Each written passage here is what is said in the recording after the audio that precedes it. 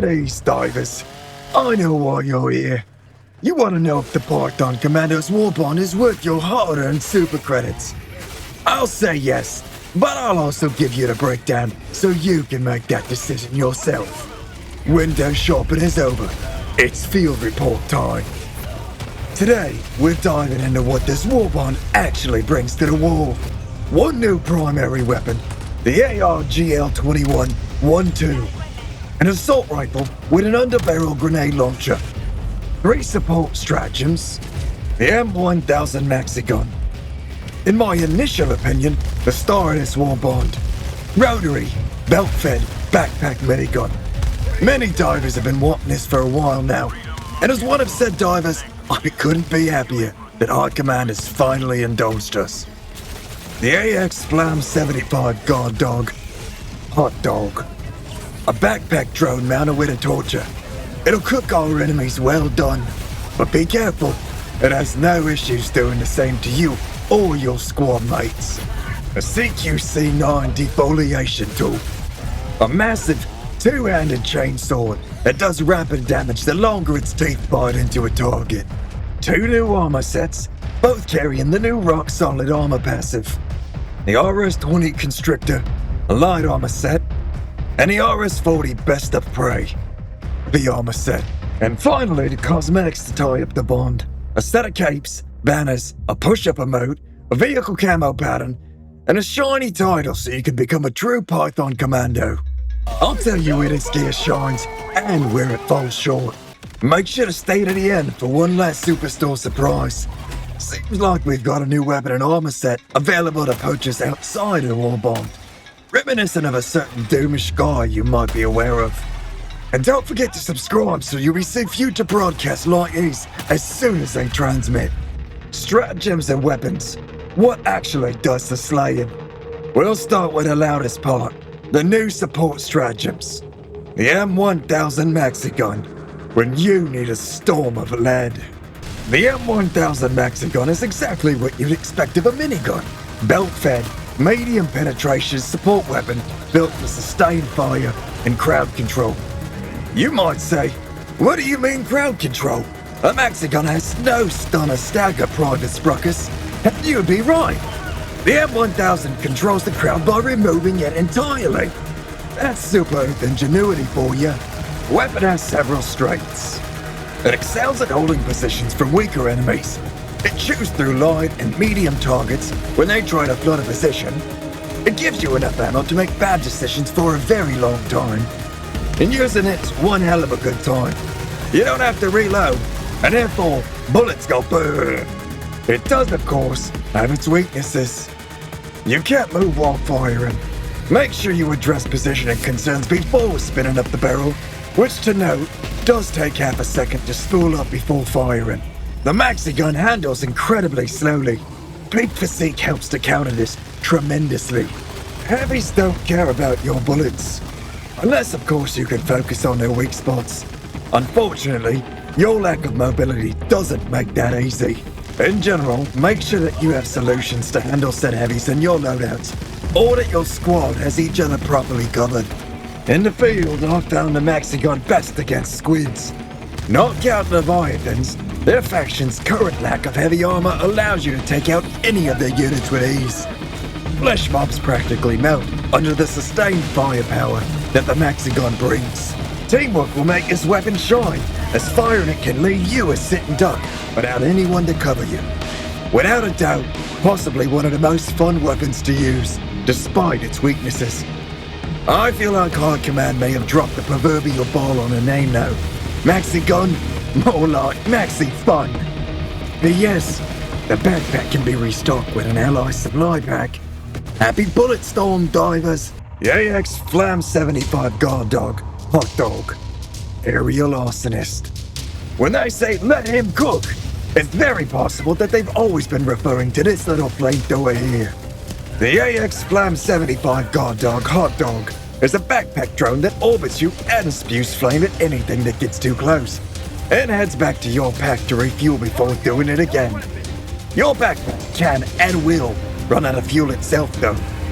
Its range is about 25 meters, so you won't need to get too close to your targets to start the firestorm. In the field, that means you become a moving ring of fiery, close-range area denial. You can finally full send a complete fire loadout, and you can carry an even greater friendly fire risk. Anything near you is in a burn zone, ally or enemy. The hot dog is a great choice when the battlefield has tight paths, or when you expect your enemies to try to hug you to death. The drone is much less charming when it decides to incinerate your own squad. But I'm certain that's a risk we're all willing to take for the sake of quality barbecue. It does the job that you'd expect, and does it well. You bring this because you want to light things on fire without having to do it yourself. CQC9 Defoliation Tool, the chainsaw solution. Once you get your hands on this, you'll quickly learn that every problem can be solved with correct application of a chainsaw. The CQC9 defoliation tool is nominally used for clearing jungle growth. In our line of work, it's a two-handed chain greatsword support weapon that doesn't much care whether it's cutting plants, armor, or flesh. It's deep bite under the target, damaging it multiple times per swing.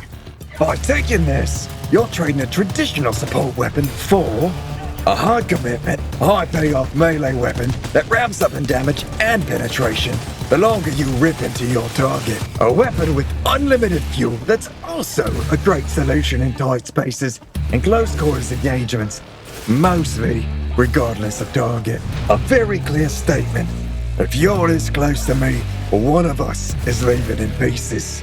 This weapon pushes you towards a more aggressive combat style, charging towards threats instead of keeping your distance as usual, which then presents its obvious weakness.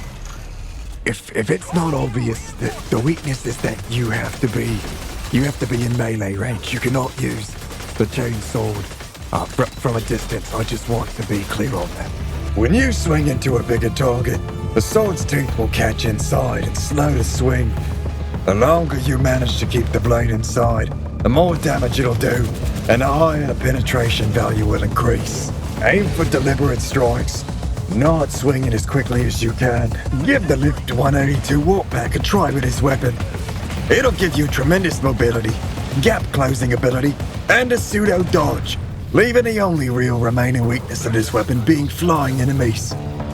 Combat becomes a bit like that old classic game where you learn to dodge or die. I think it was called something like Dim Spirits, Get Ready to Perish Edition. Anyway, this weapon took the Warbond gold star from me.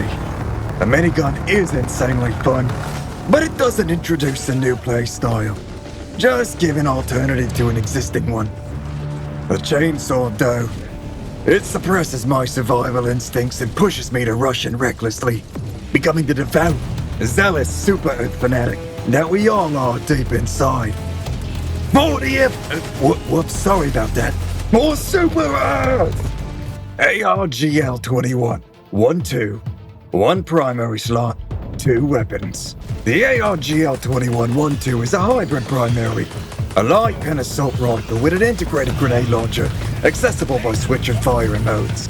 The weapon provides you a total of 7 magazines and 4 grenades, a mid-range rifle for standard engagements, accessible ranged explosives for clusters of enemies and spawners, and lower ergonomics in exchange for the additional ordnance it carries. Can't forget, the Siege Ready passive does not give additional grenades for the underbarrel, so keep that in mind for your dives. I can only assume the limited ammo capacity for a primary assault rifle is due to the fact that it can also shoot grenades.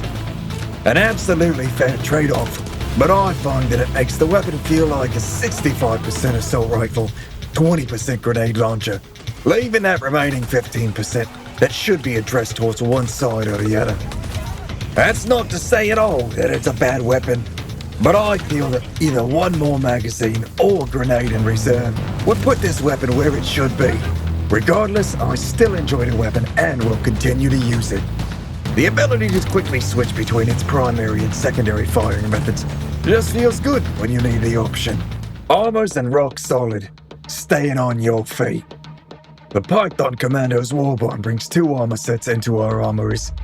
The RS-20 Constrictor, a light armor set, and the RS-40 Best of Prey, a heavy armor set. As good as these sets look, the most important part isn't the stitching. It's the armor passive that they both share. Rock solid. Similar to the Viper Commando's peak physique, you'll find this passive increasing your melee damage by 100%, letting you rip and tear until it's done. Rock Solid differs from peak physique by trading the improved weapon handling for increased ragdoll resistance, making you harder to throw around. When explosions land nearby, spewer bile detonates around you. You find yourself within range of enemy artillery, or some oversized monstrosity makes impact with you. This perk reduces just how easily you get knocked to the ground. Let's not forget about the additional cosmetic options in the Warbond. 2 capes, each with matching banners. 1 cape comes pre-torn and battle-worn. Carrying that, I've already survived this once, story in its fabric. The other carries constrictor-inspired design, tying in with the theme of choking out anything disloyal. A push-up emote. When command says drop, you can oblige without waiting for incoming fire. Wearing either peak physique or rock-steady armor will make this emote a one-handed push-up, allowing you to flex on your non-commando divers. The chameleon camouflage pattern for your FRV, exosuits, hellpods, and shuttles, giving your vehicles a distinct Python Commandos visual identity on deployment. And to tie it all up, Python Commando title, so everyone aboard the Super Destroyer knows which group you've sworn yourself to. As for the Superstore surprise, we now have access to a new primary shotgun, the Double Freedom. It's a double-barrel shotgun, which fires full-gauge shells. That means it packs quite a punch, giving us very respectable damage and medium penetration. You can also switch the firing mode to fire both shells at once, giving you the ability to turn things into mist. Last but not least, a medium armor set with a rock-solid perk. Finally, you'll have your own chance to show our enemies why they should fear the Fiend Destroyer. If you've been running these weapons and armors yourself, then feel free to leave your experiences below.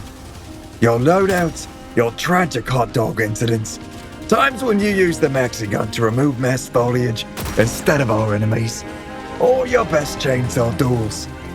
I read them all between drops. Every story can be the start of a new legend. If you haven't had the chance to use this gear yet, let me know in the comments what equipment you're looking forward to using eventually. Gear up, stay rock solid, and remember, the enemies of freedom might not care who you are now, but the right gear might just help you to get your legend started. Then they'll care. Private Spruckus out.